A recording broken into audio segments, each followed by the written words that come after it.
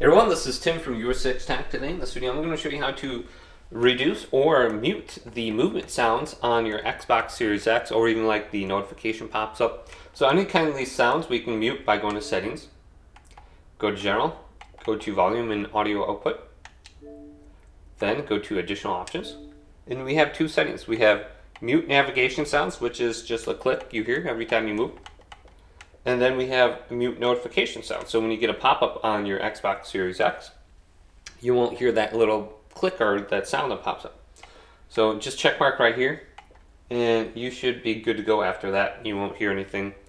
But hopefully this video did indeed help you out. Did? Leave it a big thumbs up and subscribe to my channel down below for more tech videos coming up next on YourSixTech.